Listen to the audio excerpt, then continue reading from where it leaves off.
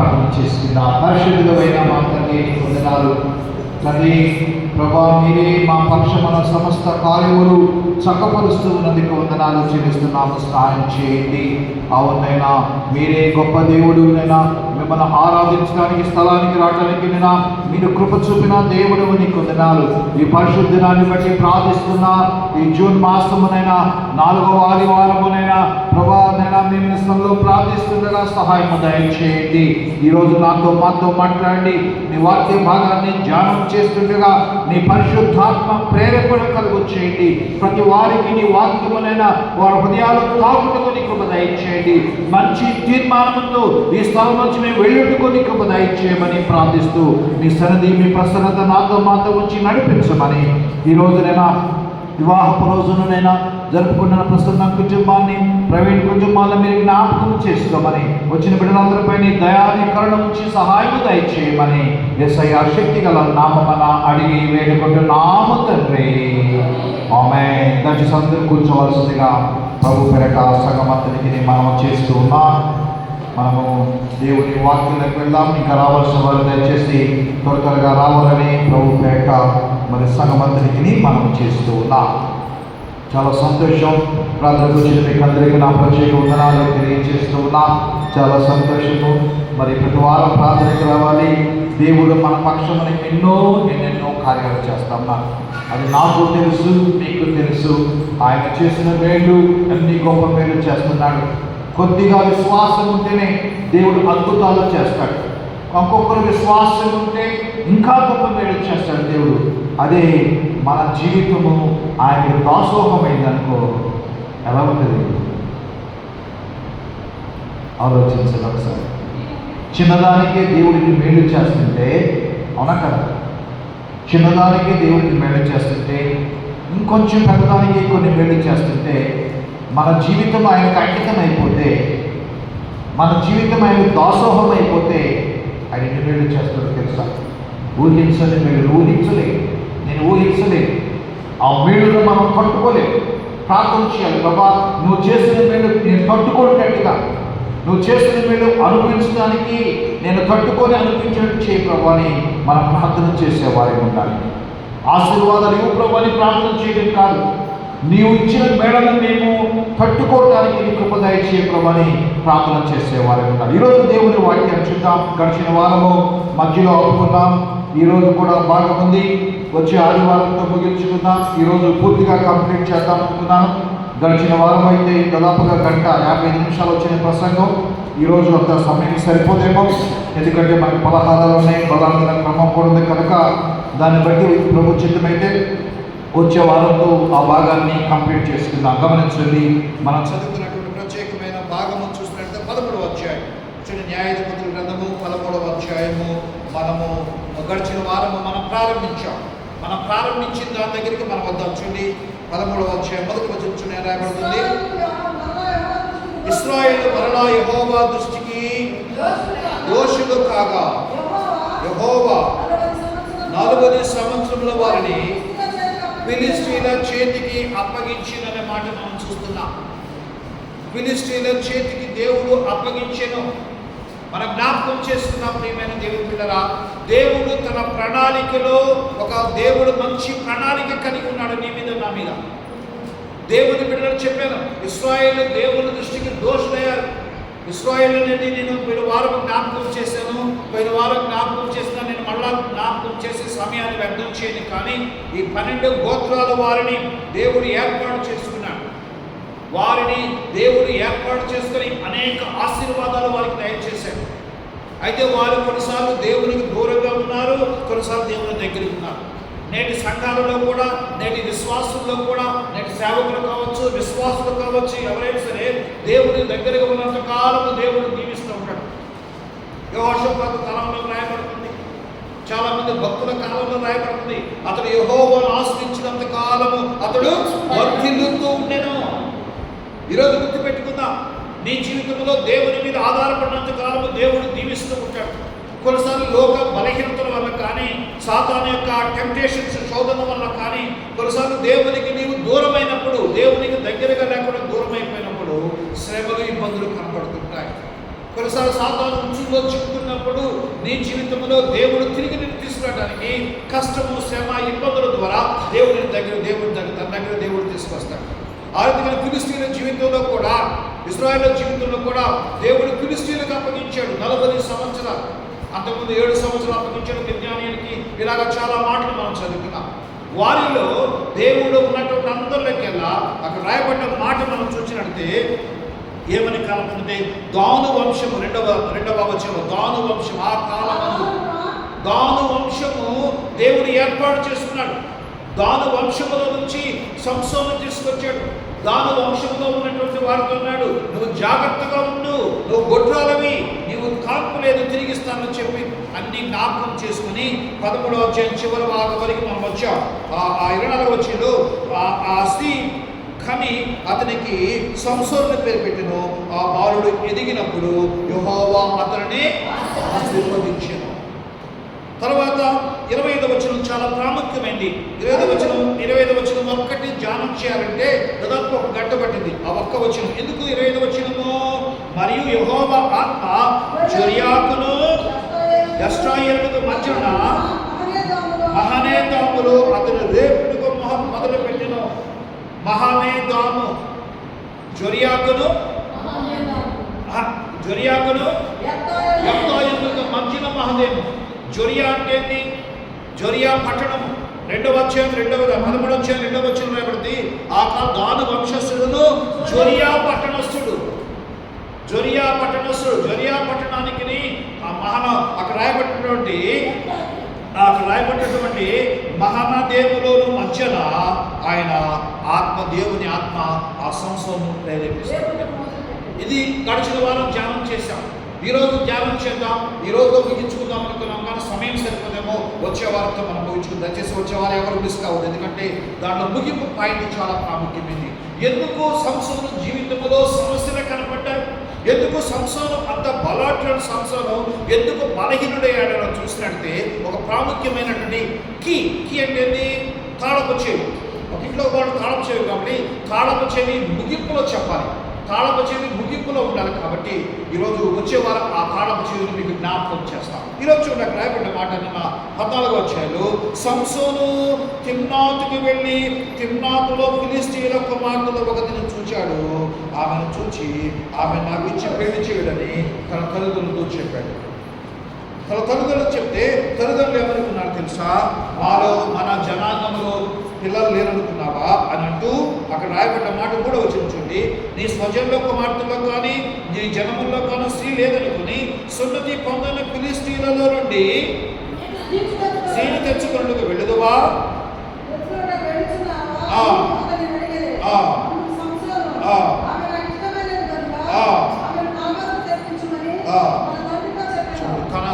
ఆమె నాకు ఇష్టమైనది. ఇక్కడ ఆపుకున్నాం.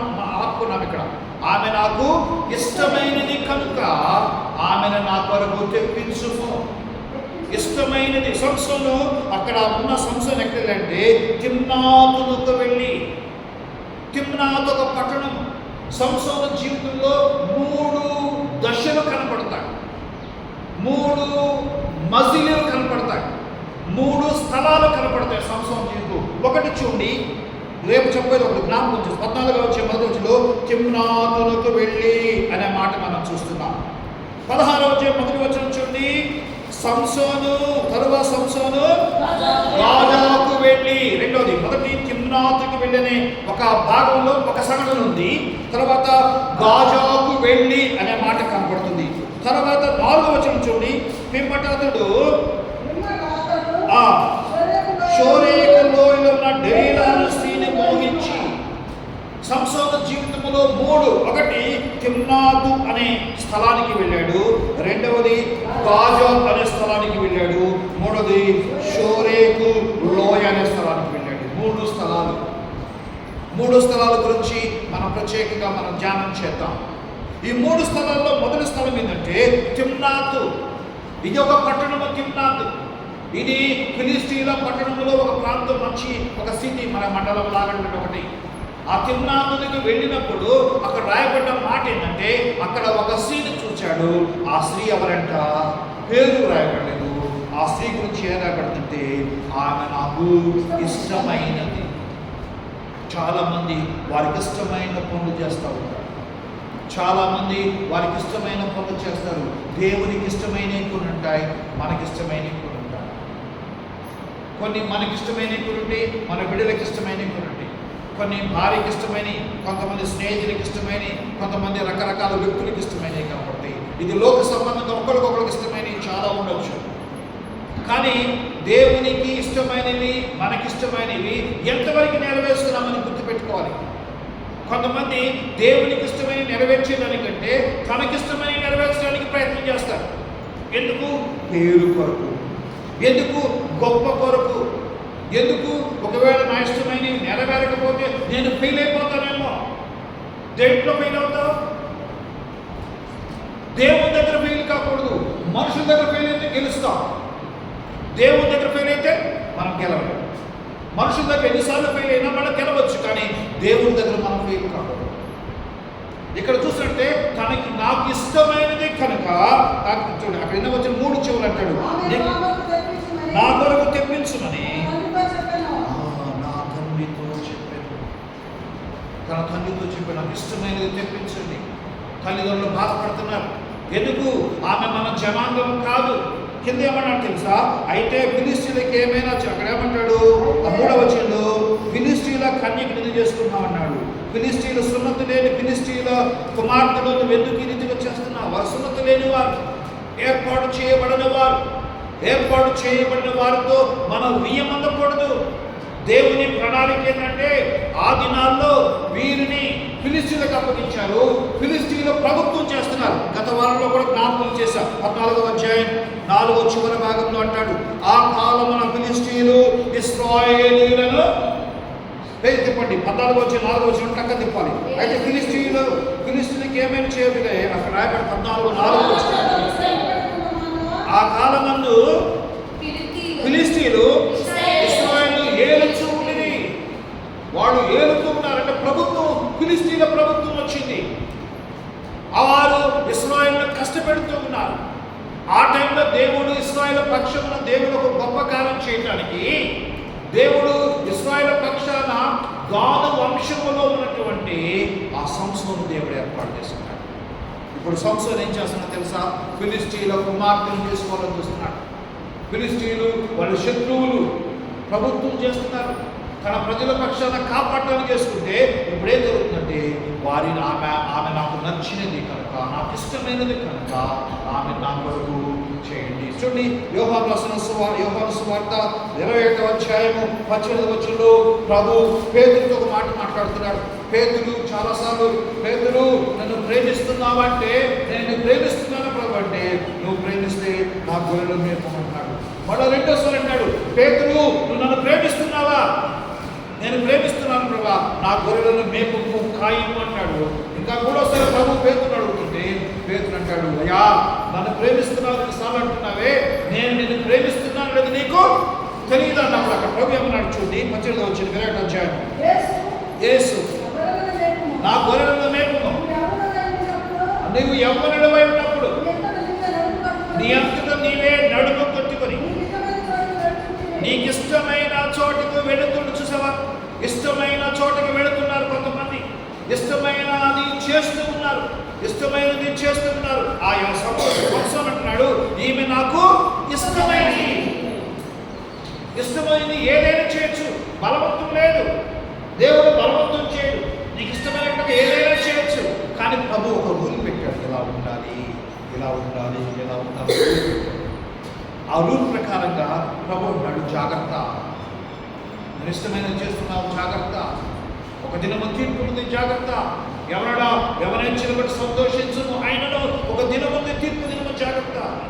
అక్కడ ఉన్నాడు, పేతురుతో అన్నాడు, నీవు నీకు ఇష్టం యవనుడుగా ఉన్నప్పుడు, యవనస్తురాలుగా ఉన్నప్పుడు నీకు ఇష్టమైనట్లుగా నీవు చేసిందివి. నీవు ముసలవాడవైనప్పుడు నీ చేతులు నువ్వు చాచదు, వేరొకడు నీ నడుము కట్టి నీ ఇష్టము కాని చోటుకు నిన్ను మోసుకొని పోదురు. అక్కడ మోసుకొని పోవటం. మొదటేమన్నాడు, నీకు ఇష్టమైన పనులు చేస్తూ ఉన్నామంటాడు. ఇప్పుడు మోసుకొని పోవటం అంట. మోసుకొని పోవటం, ఎవరిని మోసుకొని పోతాం మనకు తెలుసు. అంటే నీకు ఇష్టమైనట్లుగా జీవిస్తే ఒక దినము నీకు ఇష్టమ కాని చోటుకి, నరకం కావచ్చు, మరొక నీకు ఇష్టమ కాని పరిస్థితుల్లోకి, నీకు ఇష్టమ కానటువంటి పరిస్థితుల్లోకి దేవుడిని తీసుకెళ్ళేవాడుకున్నాడు. ఈ మధ్యాహ్నం గుర్తుపెట్టుకుందామా? నీకు ఇష్టమైన జీవితం ఏదైతుంది నువ్వు దేవుడితో చెప్పేవాడు ఉండాలి. నాకు ఇష్టం లేదు, ఇష్టమైనదిగా ఉందా అని ప్రభువు చెప్పేవాడు ఉండాలి. ఇశ్రాయేలు జీవితంలోకి రాయబడ్డ మాట ఏం తెలుసా? ఆమె నాకు ఇష్టమైనది కనుక నేను ఆమె నా కొరకు తెప్పించాను. ఈరోజు నీ జీవితాన్ని జ్ఞాపకం చేసుకుంటుండి. మరి చాలా వచనాలు, 2వ సమూయేలు గ్రంథం 15వ అధ్యాయం 20వ వచనం, 5-6 వచనాలు ఉన్నాయి. ఇన్ని వచనాలు చదివించడానికి సమయం చాలు కనుక కొన్ని వచనాలు చదివిస్తున్నాం. 2వ సమూయేలు గ్రంథము 15వ అధ్యాయము 26వ వచనం, 15-26 చూడండి. 2వ సమూయేలు గ్రంథం 15వ అధ్యాయం. ఆయన తన నివాస స్థలం మనకు చూపించను. అతను నీ ఎదుట నాకు ఇష్టం లేదని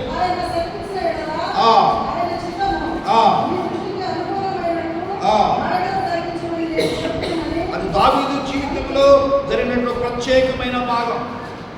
తన యొక్క కుమారుడు తిరుగుబాటు చేస్తున్నప్పుడు అక్కడ రాయబడుతున్న మాట, ఏమని మాట రాయబడుతుంది తెలుసా? 26వ వచనం రాయబడుతున్న మాట, దానిని నీ నివాసం చూపించు, నీ యందు నాకు ఇష్టం లేదని ఆయన సెలవిచ్చినలా ఆయన చిత్తము నీ దృష్టికి అనుకూలమైనట్లుగా నాయడం జరిగించమని దీర్ఘదర్శితో మాట్లాడిన మాటలు మనకు కనపడుతున్నాయి. ఈరోజు నీ జీవితంలో దేని ఇష్టపడుతున్నావు గుర్తుపెట్టుకో. నీ కన్నులకు ఇష్టమైన దాన్ని తొలగించుకొని దేవుడు వాక్యం జ్ఞాపకం చేయబడుతుంది. యోగు గ్రంథం 31వ అధ్యాయం అంటాడు, నా కన్నులతో నేను ఒక నిబంధన చేసుకున్నట్టు. యోగు నిబంధన, దేవునికి ఇష్టమైన పని చేయాలని ఒక నిబంధన, దేవునికి ఇష్టమైన జీవితం నిబంధన.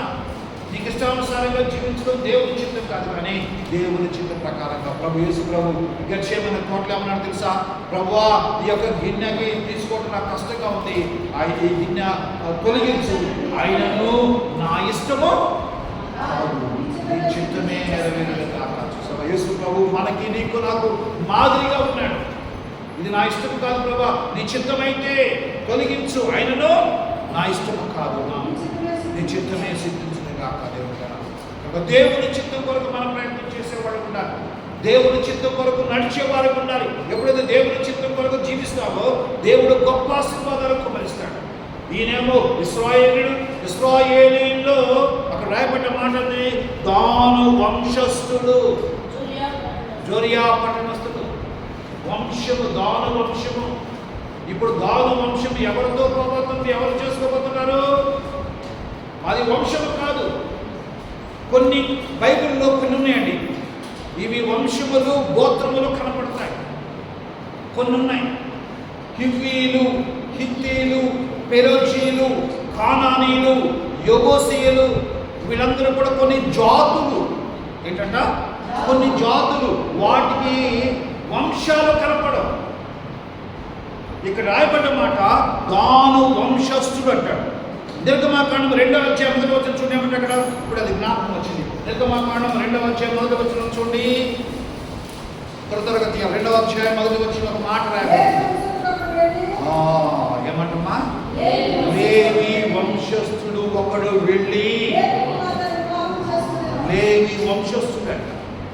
నీది ఏ వంశమో తెలుసా? ఏ గోత్రమో తెలుసుకున్నారు ఇక్కడ మీరు ఆలోచించారా? మనందరం దేవుని బిడ్డని ఇశ్రాయేలునైతే నీ గోత్రమేది, నీ వంశమేది? లేవి వంశస్థుడు ఒకడు వెళ్ళి లేవి కుమార్తె చేసుకున్నాడు. చాలు. లేవి వంశస్థుడు ఒకడు వెళ్ళి లేవి కుమార్తె చేసుకున్నాడు. లేవి వంశస్థుడు లేవి కుమార్తె చేసుకుంటే ఏమైందో తెలుసా? 3 పిల్లలు పెట్టారు.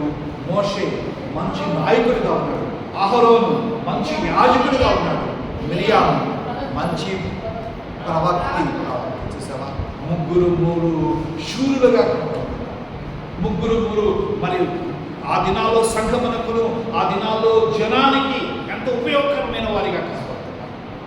కానీ ఈ లేవి వంశం నుంచి ఒక వంశం ఇది మనం జ్ఞాపకం చేసుకున్నాం. దేవుని బిడ్డలుగా జీవిస్తున్న మన జీవితాలు ఏ రీతిగా కనపడుతున్నాయో జ్ఞాపకం చేసుకున్నాం. లోకంలో కూడా మనకు తెలుసు గోత్రాల వంశం. చూడండి, మన క్రైస్తవులు అంటే ఇంగ్లీష్లో ఏమంటాము? క్రిస్టియానిటీ అంటే CHRISTNY అంటే క్రిస్టియానిటీ. అంటే యానిటీ తగిన హిందూయిజం, బౌద్ధిజం, సిక్కిజం, జైనిజం, జైన క్రిస్టియానిటీ, జైనాలిటీ, హిందూఆలిటీ, ఇస్లామాలిటీ అనేది ఉందా? ఇంగ్లీష్లో చెప్పు. లేదు. హిందూయిజం, బౌద్ధిజం, ఇది అంటే మీకు చెప్తుంది అర్థమైంది కాదు. ఇజం అనేది క్లోజ్డ్ కమ్యూనిటీ. ISM ఇజం అనేది క్లోజ్ అంటే హద్దు తీసుకోవడం. ఇది చర్చి స్థలం, ఇది నా ఇంటి స్థలం, ఇది మన కేవలం గ్రామము, మన పొలిమేర ఉంటుంది కదా, పొలిమేర వరకు ఇది హద్దులు ఉంటాయి ఇజానికి. యానిటీకి హద్దులు లేవండి. యానిటీ యానిటీ అనే దాని హద్దులు, దేర్ ఇస్ నో బౌండరీస్. హద్దులు లేనిది క్రైస్తవ మతం, క్రైస్తవుడు. హద్దులు లేనిది పరలోకుడు, హద్దులు లేనిది దేవుని రాజ్యము. హద్దు ఎంతమంది రావచ్చు, కానీ అది that is closed community. Hinduism, Buddhism. కనుక మనం జ్ఞాపకం చేస్తున్నాం, కొన్ని వారికి కొంత వాళ్ళకి ఎక్స్టెన్షన్ లేదు. ప్రపంచంలో ఎక్కడ చూడు, లేకపోతే గూగుల్లో సెర్చ్ చేయి, లేకపోతే ఎక్కడ సెర్చ్ చేయి, ఇది మొత్తం ప్రపంచానికి తెలిసిన సందేశం. దేవుడు మనకి ఇచ్చిన గొప్ప భాగ్యం ఏంటి తెలుసా? అది క్రిస్టియానిటీ. దేవుడు మన ఒక గోత్రాన్ని, ఒక ప్రత్యేకమైన కట్టుబాటుని, ప్రత్యేకమైన దీవెనలను, ప్రత్యేకమైన ఆశీర్వాదాలను, ప్రత్యేకమైన మన దీవెనలు ఉంచాడు, ప్రత్యేకమైన శాపాలు కూడా వచ్చాడు, ప్రత్యేకమైన శాపాలు కూడా వచ్చాడు.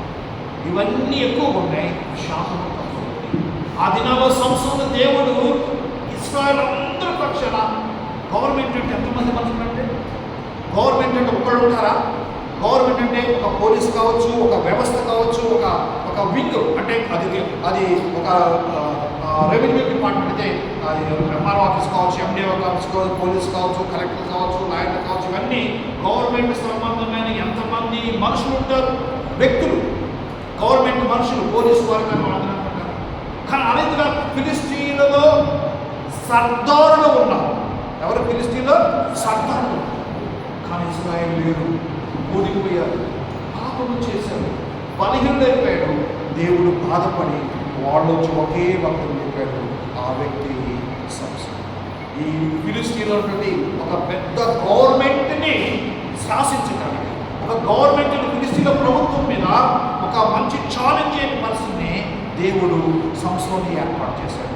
ఆ సంస్థను దేవుని చిత్తమును దూరమైపోతున్నాడు, దేవుని చిత్తానికి దూరమైపోతుంది. మధ్యాహ్నం గుర్తుపెట్టుకో, నీ జీవితంలో నీ ద్వారా నీ కుటుంబానికి దేవుడు, నీ ద్వారా నీ సంఘానికి, నీ ద్వారా నీ యొక్క బంధువులకి, నీ ద్వారా నీ యొక్క జనాంగానికి గొప్ప కార్యము చేయాలని ప్రభు ఆశపడుతూ ఉంటే, ఈ మధ్యాహ్న కాలంలో సాతాను ట్రాక్లో పడిపోతున్నాయేమో, సాతాను ఉచ్చులో పడిపోతున్నామో.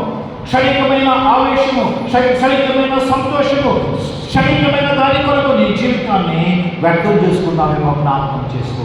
సంవత్సరం జీవితం అది మన త్వరగా వెళ్ళినట్టే అక్కడ రాయబడ్డ మాట చూద్దాం. చూడండి, ఆ 16వ అధ్యాయం అక్కడ రాయబడ్డ